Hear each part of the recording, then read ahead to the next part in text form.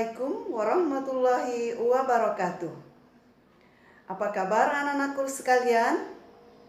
Alhamdulillah, semoga pada hari ini kita semua masih diberi kesehatan dan kekuatan untuk melanjutkan pembelajaran kita pada semester 2 tahun pelajaran 2020-2021. Anak-anakku sekalian, pada pembelajaran di semester 2 ini, kita masih tetap menggunakan mode daring.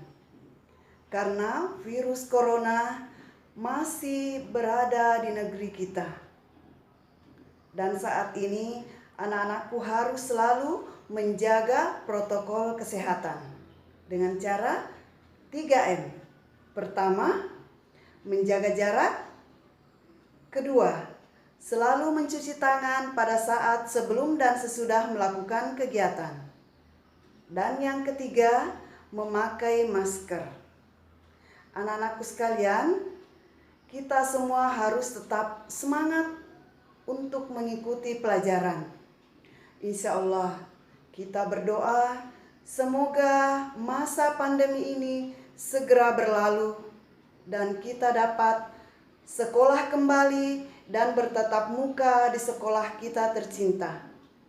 Anak-anakku sekalian, insya Allah semoga segala sesuatunya baik-baik saja dan kita dapat belajar lagi seperti sedia kala.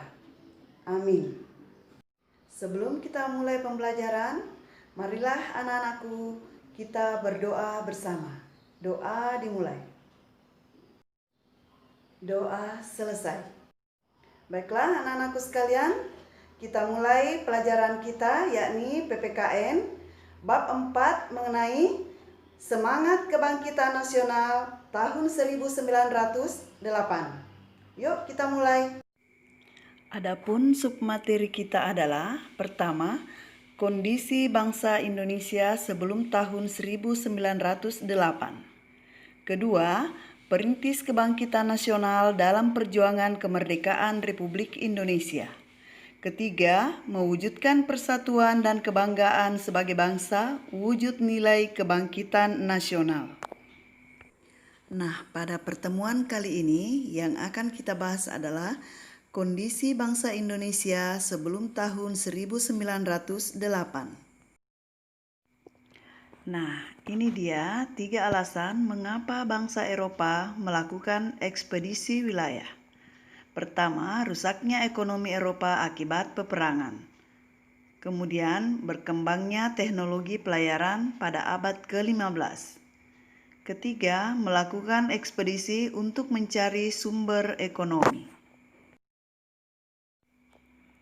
Setelah bangsa Eropa masuk ke Indonesia, maka mulailah penjajahan Belanda di Indonesia, yaitu saat VOC terbentuk pada tanggal 20 Maret 1602. Adapun kebijakan Belanda yang sangat merugikan Indonesia yaitu pertama, politik adu domba atau divide et impera. Kemudian kedua, kerja rodi yaitu jalan anyar Panarukan. Dan yang ketiga, tanam paksa atau kultur stelsel. Penderitaan bangsa Indonesia menumbuhkan benih perlawanan di berbagai daerah. Perjuangan melawan penjajah dipimpin ulama atau kaum bangsawan tidak memberikan hasil yang maksimal. Kenapa? Karena perjuangan itu masih bersifat kedaerahan dan belum terorganisasi. Penderitaan yang dialami bangsa Indonesia menyadarkan beberapa orang Belanda yang pernah tinggal di Indonesia. Di antaranya Baron van Hövell, Eduard de Westdekker, dan Mr. van Deventer.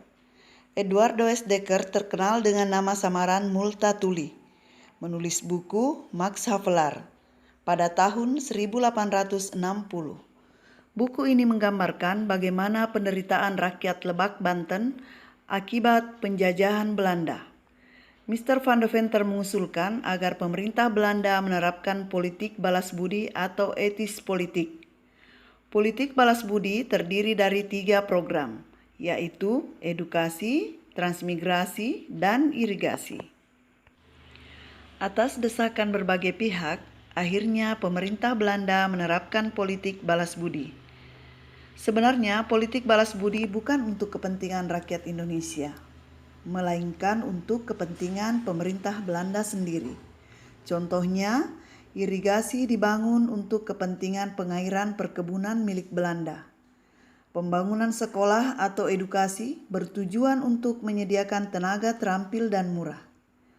Di sisi lain, pembangunan sekolah melahirkan dampak positif bagi bangsa Indonesia, yaitu munculnya masyarakat terdidik atau mulai memiliki pemahaman dan kesadaran akan kondisi bangsa Indonesia yang sebenarnya.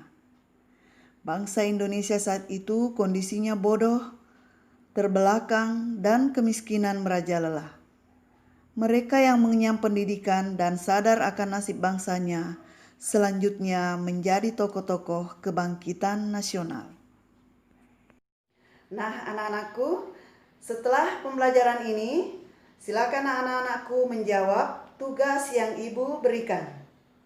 Adapun hasil jawaban dari penugasannya, silakan dikirim ke classroom PPKN kelas kita masing-masing.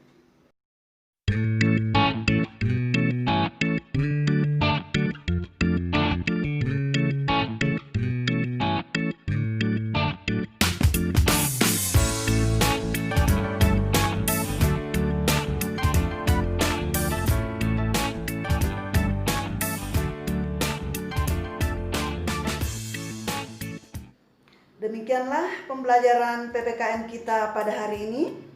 Semoga apa yang telah kita pelajari dapat dimengerti, diamalkan dalam kehidupan sehari-hari. Akhir kata, tetap semangat. Assalamualaikum warahmatullahi wabarakatuh.